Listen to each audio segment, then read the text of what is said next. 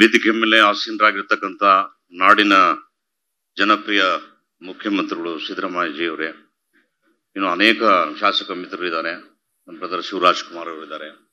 ಸಾಮಾನ್ಯವಾಗಿ ಮುಖ್ಯಮಂತ್ರಿಗಳು ಯಾವ್ದಾದ್ರು ಒಂದು ವೇದಿಕೆಗೆ ಬಂದಾಗ ನಮಗೆ ಬೇಡಿಕೆಯ ಸರಮಾಲೆಗಳು 100 ಇರುತ್ತೆ. ಎಲ್ಲವೂ ಆಗ್ಬಿಡ್ಬೇಕು ಒಂದೇ ದಿನ ಅನ್ನೋ ಒಂದು ಹಂಬಲ ಕುತೂಹಲ ತುಂಬಾ ಇರುತ್ತೆ. ಅದೆಲ್ಲ ನಮ್ಮ ಸಿನಿಮಾದ ಸ್ನೇಹಿತರಿಗೆ ನಾನು ವಿನಂತಿ ಮಾಡೋದೇನು ಅಂದ್ರೆ, ಯಾವಾಗ ಒಂದಿನ ಕರೆದ್ಬಿಟ್ಟು ಹಿಂಗೆ ಕೇಳೋ ಬದಲು ಅವಾಗ ಹೋಗಿ ಅವರಿಗೆ ತಲೆ ಕೆಡಿಸುವಂತ ಕೆಲಸವನ್ನ ಜಾಸ್ತಿ ಮಾಡ್ಬೇಕು ನೀವು, ಆಗ್ಲೇ ಕೆಲಸಗಳಾಗೋದು. ಯಾಕೆ ಅಂದ್ರೆ ಮುಖ್ಯಮಂತ್ರಿ ಅಂದವರಿಗೆ ಇರುವಂತ ಟೆನ್ಷನ್ ನಾನು ಅದೇ ಅವ್ರಿಗೆ ಕೇಳಿದೆ. ಅವಾಗ್ಲೇ ಹೆಂಗೆ ನೀವು ಎಷ್ಟು ಕಮ್ಮಾಗಿರ್ತೀರಿ ಅಂತ ಕೇಳಿದೆ. ನಾನು ಯಾವ್ದು ತಲೆಗೆ ಹಚ್ಕೊಳಲ್ಲ ಅಂತ ಅಂದ್ರು. ದಟ್ ಈಸ್ ಒಂಥರ ಬಹಳ ದೊಡ್ಡ ಸ್ಟೇಜ್ ಅದು, ಸನ್ಯಾಸತ್ವದ ಸ್ಟೇಜ್ ಅಂತಾರೆ. ಬಹಳ ವಿಶೇಷವಾಗಿ ಎಲ್ಲ ಗಳಿಸಿದವ್ರಿಗೆ ಸ್ವಲ್ಪ ಲೋ ಡೌನ್ ಆಗುತ್ತೆ. ಹಂಗೆ ನಾನು ಸಾಹೇಬ್ರ ಗಮನಕ್ಕೆ ತರಕ್ ಬರ್ತೀನಿ. 75 ಚಿತ್ರಕ್ಕೆ ಸಬ್ಸಿಡಿ ಕೊಡ್ತಾ ಇದ್ದಿದ್ದು ನಮ್ಮ ಒಂದು ಸರ್ಕಾರ ಬಂದಾಗಣ ನಾವು 125 ಬಸವರಾಜ ಬೊಮ್ಮಾಯಿ ಅವರು ಮಾಡಿದ್ರು.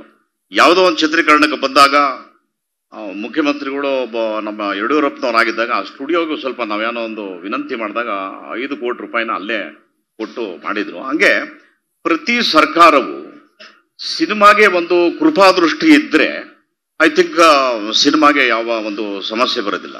ಸರ್ಕಾರನ ಬಿಟ್ಟು ಸಿನಿಮಾದಲ್ಲಿ ಯಾವ ಒಂದು ಅಭಿವೃದ್ಧಿಯೂ ಆಗೋಕ್ಕಾಗೋದಿಲ್ಲ. ಇವಾಗ ಇಲ್ಲಿ ಪಾಪ ಎಲ್ಲ ತಮ್ಮಲ್ಲಿ ಅನೇಕ ಬೇಡಿಕೆಗಳು ಇಟ್ಟಿದ್ದಾರೆ. ಏನಿಲ್ಲ, ಮಾಡಿದಂಥ ವಸ್ತು ವ್ಯಾಪಾರ ಆಗಿ ಲಾಭ ಬಂದಾಗ ಅದು ಬಹಳ ಅದ್ಭುತವಾದಂಥ ಉದ್ಯಮ ಅಂತ ಅನ್ಸ್ಕೊಳತ್ತೆ. ನಮಗೆ 100 ಪ್ರಾಬ್ಲಮ್ಗಳಿದ್ದಾವೆ. ಪಾಪ ಎಲ್ಲ ನಿರ್ಮಾಪಕರು ಬಹಳ ಕಷ್ಟಪಟ್ಟು ಸಿನಿಮಾ ಮಾಡ್ತಾರೆ. 12 ಗಂಟೆ 1 ಗಂಟೆ ಅಷ್ಟೊತ್ತಿಗೆ ಯಾವುದೋ ಒಂದು ಟೆಲಿಗ್ರಾಮ್ ಆ್ಯಪ್ ಅನ್ನೋದ್ರಲ್ಲಿ ಇಡೀ ಸಿನಿಮಾಗಳೇ ಬರುತ್ತೆ.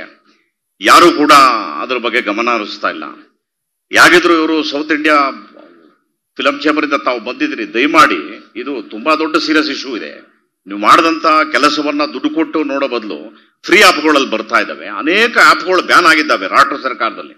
ನೀವೆಲ್ಲ ಬಂದು ಒಂದು ದೊಡ್ಡ ಡೆಲಿಗೇಷನ್ ತಗೊಂಡ್ಬಂದು ಆ ಕೆಲಸವನ್ನ ಫಸ್ಟ್ ಸ್ಟಾಪೇಜ್ ಮಾಡೋದು. ನಂಬರ್ 2, ಮುಂಚೆ ಎಲ್ಲ ಬಹಳ ಅದ್ಭುತವಾದಂಥ ಈ ಸಿನಿಮಾ ರಂಗ ಒಂದು ಸಿನಿಮಾ ಮಾಡಿ ಯಾವುದೋ ಒಂದು ಟಾಯ್ಲೆಟ್ ಮೇಲೆ ಒಂದು ಪೋಸ್ಟರ್ ಹಾಕೋವಂಥದ್ದು, ಒಂದು ಜಟಕಾ ಗಾಡಿಲಿ ಹಾಕೋದು ಮಾಡಿದ್ರು ಥಿಯೇಟರ್ಗಳು ಹೌಸ್ಫುಲ್ ಆಗುವಂಥ ಒಂದು ಕಾಲಗಳಿತ್ತು. ನಾವು ತುಂಬಾ ಅದೃಷ್ಟವಂತರು, ಅಂತ ಕಾಲದಲ್ಲಿ ನಾವು ಇದ್ವಿ. ಇವತ್ತೇನಾಗಿದೆ OTT ಎಂಬತಕ್ಕದ್ದು ಸಾಹೇಬ್ರ ಗಮನಕ್ಕೆ ನೀವು ತರಬೇಕು. ವಾಟ್ ಈಸ್ OTT ಅಂತ ಅಣ್ಣ, ತುಂಬಾ ಒಳ್ಳೆ ಯೋಜನೆ ಇದೆ. ಏನೋ ರಾಜ್ಯ ಸರ್ಕಾರ ಮಾಡಿದ್ರೆ ಐ ಥಿಂಕ್ ಬಹಳ ದೊಡ್ಡ ರೆವಿನ್ಯೂ ಸರ್ಕಾರಕ್ಕೆ ಬರುತ್ತೆ, ತುಂಬಾ ದೊಡ್ಡ ರೆವಿನ್ಯೂ ಬರುತ್ತೆ. ಇದ್ರ ಬಗ್ಗೆ ತಾವು ಮಾಡಿದ್ರೆ ಐ ಥಿಂಕ್ ಒಂದು 100 years ನಿಮ್ಮನ್ನ ಎಲ್ಲರೂ ನೆನಪಲ್ಲಿ ಇಟ್ಕೊಂತಾರೆ. ಅಂತಹ ಬ್ಯೂಟಿಫುಲ್ ಯೋಜನೆ ಇದು.